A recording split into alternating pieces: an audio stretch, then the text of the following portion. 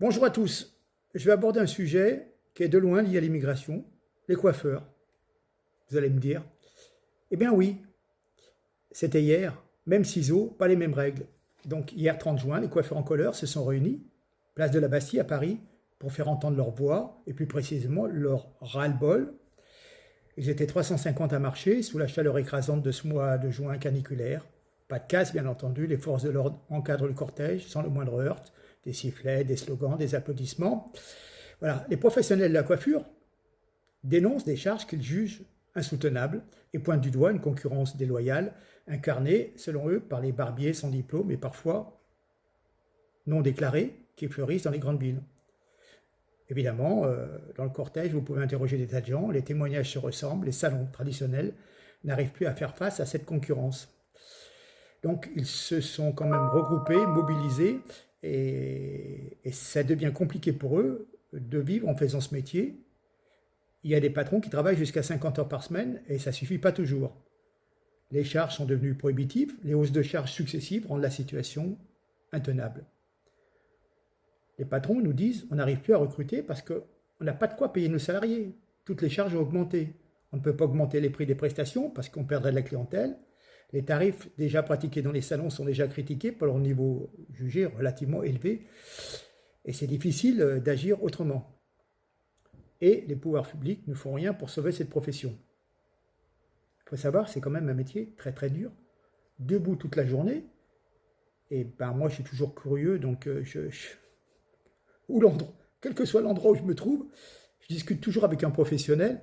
Et je peux vous dire qu'une coiffeuse, au bout de 25 ans, 30 ans, les tendinites, à force de faire les broches, de coiffer les ciseaux, les branlères avec les coudes, etc., eh ben, je peux vous dire qu'à 45 ans, ça commence déjà à souffrir beaucoup des bras.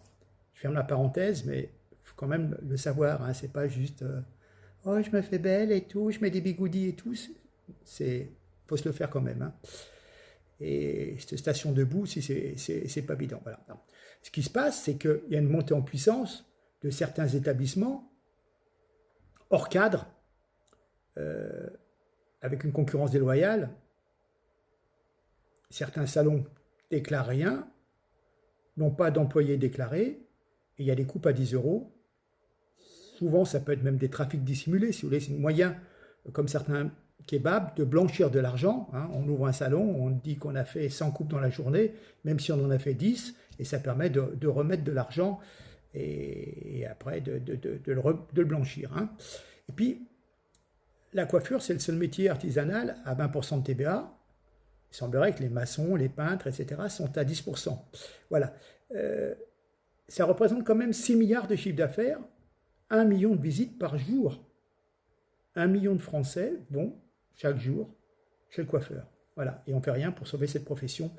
On les laisse crever. Pourquoi? Parce que pour ouvrir un salon, il faut au minimum un CAP, si ce n'est un BEP. Mais pour ouvrir une enseigne marquée barbier, soi-disant au départ pour faire la barbe, mais en fin de compte, la plupart du temps, ils font des coupes à la tondeuse, et toc, et toc, et toc, à 10 balles, l'affaire est pliée, et en 10 minutes c'est fait, et c'est souvent du personnel non qualifié.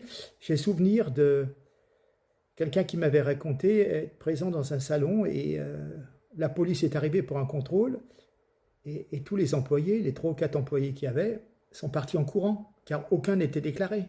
On ne savait même pas qui était le gérant, qui s'occupait de la boutique, etc. etc. Et c'est quelque chose de vrai. On m'a rapporté ça il y a à peu près une petite dizaine d'années. Ça se passait à l'époque à Saint-Priest, dans le Rhône. Vous voyez, un témoignage d'un collègue à moi. Donc les seuls contrôles qui sont organisés le plus souvent, c'est dans les salons de coiffure. Donc c'est les gens qui travaillent, qui sont en règle, avec des salariés déclarés. Ceux qui ne sont pas déclarés, on ne les connaît pas et souvent on ne les contrôle pas. Donc quelques politiques, notamment Sarah Knafo, je vais vous mettre les quelques minutes de son intervention, se sont saisis de cette problématique, mais les coiffeurs ressentent encore un manque d'implication du gouvernement. Et c'est important, un salon de coiffure, pour le bien-être de ces dames. Souvent, en même temps, un coiffeur, c'est presque un confident. Et puis, bah, nous les hommes aussi, on a besoin quand même d'avoir des coupes et de faire rafraîchir, si vous voulez, notre coupe. Mais c'est vrai qu'on est une époque où on est vraiment dans le laisser-aller. Il faut être en sandalettes, non épilé, avec une barbe de 15 jours, pas coiffé, les cheveux pas lavés, débraillés, parce que sinon, ça fait trop homme blanc, la cinquantaine, colonialiste, macho, bref. Écoutons Sarah Knafo et puis voilà, sachez cette petite vidéo pour un petit peu alerter sur cette situation. Et quand vous passez devant un barbier, parce que maintenant il y en a à tous les coins de rue, vous comprendrez mieux comment ça se passe. Merci, à très bientôt. Au revoir. Vous êtes parfois le dernier commerce ouvert du village et pourtant personne ne vous écoute. C'est pour cela qu'aujourd'hui, vous les coiffeurs, vous avez décidé de manifester. Ce qui vous arrive, c'est un concentré de tout ce qui va mal dans notre pays. C'est pour cela que je veux vous parler. Dans vos salons, depuis toujours, on parle de tout. Chaque Français vous raconte ses petites histoires et très souvent aussi ses petits malheurs. On vous dit tout. Vous savez tant de choses sur nous. Mais nous, que savons-nous de vous? Que savons-nous de vos malheurs? Le moment est venu de vous parler de vous. Vous êtes 185 000 coiffeurs en France, mais vous êtes seuls. Seuls au milieu de nulle part, seuls contre tous. Pourtant, vous êtes le deuxième métier de l'artisanat du pays. Chaque jour, 1 million de Français poussent la porte d'un de vos salons de coiffure. Oui, vous générez chaque année, tous ensemble, un chiffre d'affaires de plus de 7 milliards d'euros. 7 milliards d'euros générés par les coiffeurs français. C'est plus que le chiffre d'affaires de Ferrari. Mais vous n'avez pas le droit au tapis rouge. Partout en France, des salons ferment. Les faillites explosent depuis le Covid et même les chaînes historiques jettent l'éponge. Ceux d'entre vous qui tiennent le coup font face à la pénurie de personnel et à des arrêts maladie à répétition dans un secteur à la rentabilité déjà très fragile. Pourquoi ? Parce qu'on vous asphyxie de normes, de charges, d'absurdités bureaucratiques. Ce sont des centaines, des milliers d'heures que vous perdez à tenter de comprendre ce que vous demande l'État. Ou alors vous abandonnez l'idée de comprendre. Vous appelez au secours un comptable et vous serez obligé de le rémunérer, alors que vous avez déjà le plus grand mal à vous rémunérer vous-même. Il vous faudra bientôt un avocat et peut-être même un fiscaliste quand le ministère des Finances vous accusera de tricher. Et pendant ce temps-là, la concurrence déloyale prospère. Des barbiers font leur métier pour 10 € en espèces, avec des réseaux opaques et des salons illégaux. Comment voulez-vous tenir face à ça quand vous déclarez tout, quand vous payez vos salariés, vos impôts, votre local? Alors voici ce que nous défendons. De mettre fin immédiatement à la complaisance envers les salons illégaux et les circuits d'argent sale. De supprimer les réglementations absurdes qui plombent l'assistanat.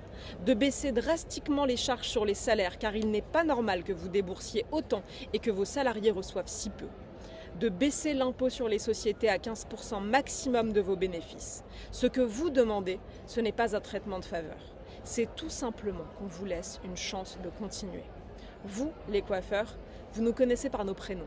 Vous savez par cœur nos goûts et nos besoins. Vous êtes toujours là pour nous écouter, pour nous redonner de la fierté et parfois même de la dignité. C'est à notre tour d'être à vos côtés.